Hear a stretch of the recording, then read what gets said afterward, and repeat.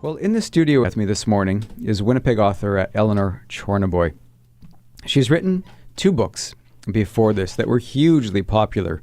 I remember when I used to work at McNally Robinson Booksellers. We'd get them in, they'd sell out. We'd get them in, and they'd sell out. Faspa and Faspa With Jast were her 2 books that she wrote. But she's recently written her first novel, and it's called Katarina, Mennonite Girl from Russia. And she's joining us in the studio this morning to talk about the new book. Good morning, Eleanor. Good morning. Very nice to, actually, it's funny. This is the first time we've met, even though I worked at McNally's for almost 14 years. I was more on the music side of things, and you were probably upstairs with all the kids' books and stuff. So it's a pleasure to finally meet the author who wrote those popular books. Thank you, and good to meet you. Thank you. Welcome to a Classic 107. So before we begin talking about this newest novel of yours, tell us a little bit about your career as a writer. When did you begin writing? Oh, dear. I started writing, I guess one could say, late in life. I certainly started as an adult, probably 15, 18 years ago. And I started writing little stories, just little vignettes.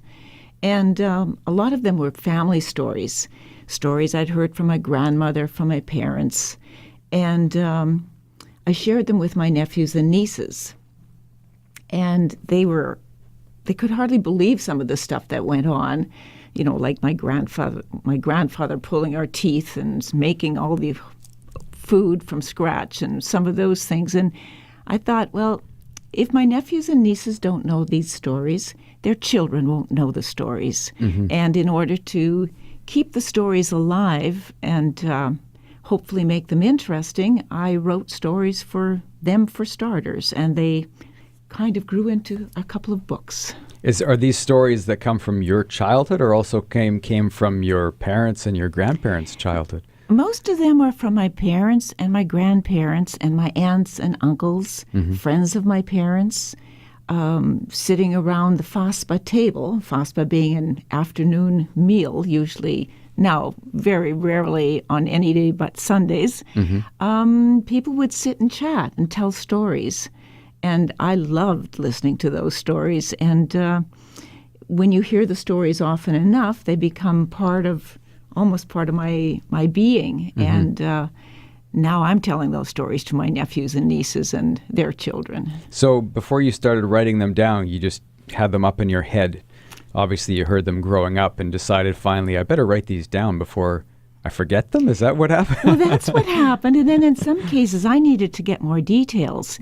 Some of the farming practices, exactly how did that work? And so I contacted some farmers and some family members, and my father, who was able to tell me how some of those things worked.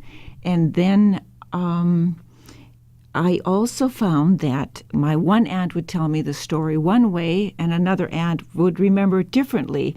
So I tried very hard to maintain the gist of the story, even though I thought maybe it doesn't matter whether the main character was wearing a blue dress or a red dress. So I did the best I could with that. So did you grew up in the city, or did you grow up in a rural neighborhood? Or did you grow up in the farm somewhere? I grew up on a farm. Yeah. I grew up on a farm between Gretna and Emerson, right on the American border, in a small school district called Edinburgh. Wow. Yeah. So farming was your background? Yes. As well. So when did your family come over from Russia, correct? Yes. Yeah. Well, my great-grandparents and my great-great-grandparents came in 1874, which was the first migration of the Mennonites to Canada. Wow. So those stories go back a ways. So let's talk a bit about the new book. But before we do, you were going to read a little portion of it for us. So tell us, lead up to where you are in the book here. Okay. This is an part of the book. There has been a lot of debate about whether the Mennonites will move to Canada or not. Much has changed in Russia. The serfs were granted their freedom, and the promise that the Mennonites had received when they first moved to Russia, or Russian-occupied Ukraine, was that they wouldn't have to pick up arms. They wouldn't have to go to war. They would manage their own schools, and they could keep their own language. And what changed was there was some saber rattling going on, saying everybody now needs to go to military service, and the schools would be operated by the Russian government, and the people would have to speak Russian, which very few did. And that's made the Mennonites nervous. Okay. And so there's been much debate about whether they would move to Canada, and all the villagers are waiting to learn what their leaders have decided on that. Finally, on a cold winter Sunday, Preacher Falk strutted to the pulpit, grasped both its sides with his wiry hands, and said, "I have news today." Then he kept the congregation waiting for his news through 2 endless hymns and a prayer. As the parishioners kneeled in prayer, heads resting on the benches, Preacher Falk made his Sunday morning plea to God. "God, please give me wisdom.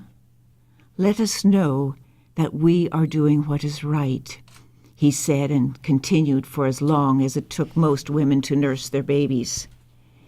The women and girls shifted from one knee to the other, relieving the pressure of their weight, while the men and boys cleared their throats and scratched themselves where it itched, trusting that all eyes were closed in prayer.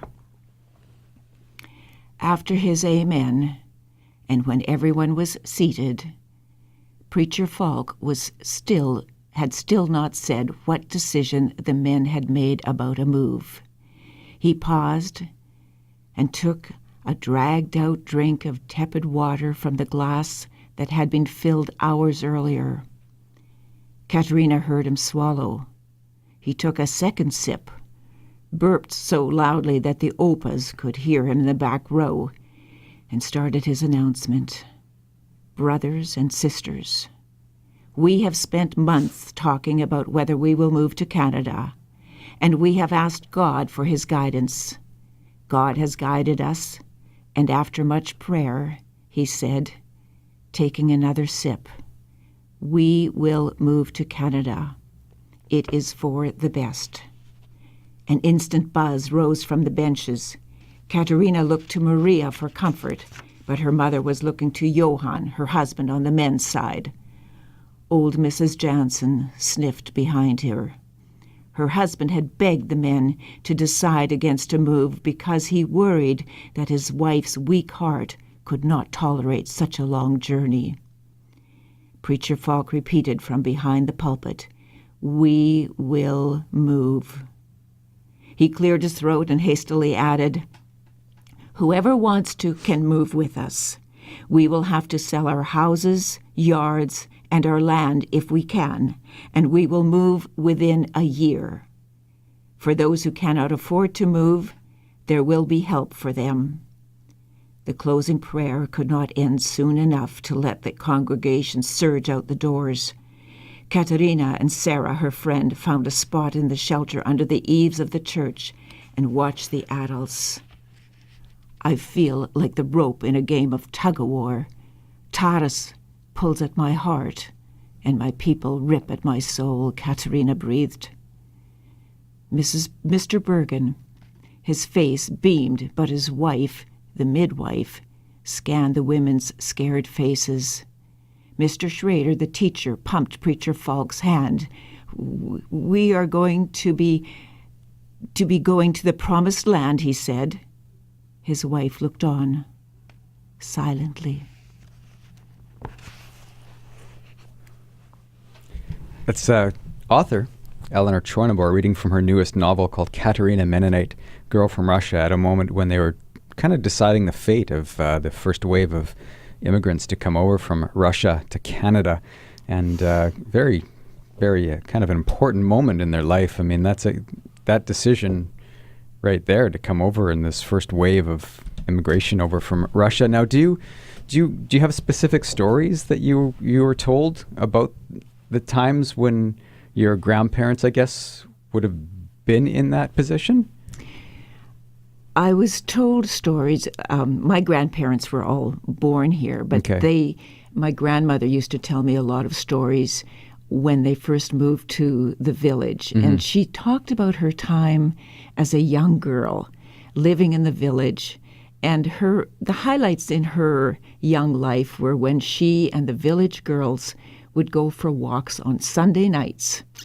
And Sunday nights was when the girls would go walking along the village road, and they would be in their group, and the village boys would be in their group, and they'd passed each other and pretending not really to take notice of each other. But that was, from my understanding, from what Grandma said, was the early courtship that was going on. And then she told me about times when her grandfather or her father would call, and girls, it's time to go home. And that ended the Sunday evening. But it was definitely a highlight for my grandmother because she told me that story so often. It's a great story, yeah. So innocent, right? I mean, the times back then were so different, huh? Yes. And she'd tell me about some of the, when the girls would get together, my grandmother would play harmonica and the girls would be dancing their circle games in just the groups of the girls. And those were just fun times for Grandma. One of the things, I mean, when I was reading through this novel that struck me is that this is, although it's called A Mennonite Girl from Russia, it could really be any immigrant coming over from Russia or from other places, because a lot of them, when they came over, were given land, right? Were given land to do farming. And as I was telling you off air, my family comes from Russia as well, the Jewish immigrants from around the same time, and they were given land and they came over and they settled. And I've heard similar stories to it. And it's kind of a universal story, which even it rings true today for a lot of the immigrants coming over, how different it is and how challenging it can be as well. Absolutely. And I remember when I wrote my Faspa books, my father-in-law, who's Ukrainian, said, Eleanor, those could have been my stories. And the Mennonites and the Ukrainians didn't settle that far from each other. And so their experience was very similar. Well, and they all, I mean, as I say, the Ukrainians, the Mennonites, the Jewish, all the different immigrants that came over, Icelandic people, they all settled into small farming communities. Correct, yes. Right? And then some of them moved into the big cities, other of them, stayed out into the farming. And fascinating stories too, really, because it's, at a time where so much turmoil and, well, kind of like now, I suppose. Right. But then there was also this food. It was such a huge commodity, and they often had difficulty having the resources to get food. And when there was a crop failure, those were really tough times, I think, for all the populations. So you're going to continue telling stories. Seems to be something you're meant to do after a while, as you say, in your adult life. I hope so. Well, we hope to see more stories. This is a brand new one. It's your first novel. The other thing I did notice is that there's no chapters. Right. It's just one story. It's one story. So it's not broken down into different chapters, with first part, second part, third part. It's just one story told right through. Right. Was that intentional? Yes, it was, because Katarina's life, and I think the life of any immigrant or any person, just keeps on going. It doesn't stop. No, because one thing rolls into another, and we start from childhood and we just grow and grow and grow and don't even realize until we look back and say, where did the time go? So, yes, it was intentional. Okay. Well, congratulations. Thank you so much. Just came out last month, correct? In November, you had the launch at McNally's. That's right. And you can pick it up at McNally Robinson Booksellers. Right. It is called Katarina, Mennonite Girl from Russia. Eleanor Chornoboy is the author, and she's been in conversation in the studio. Thank you for coming in this morning. Thank you for having me. It's been a pleasure.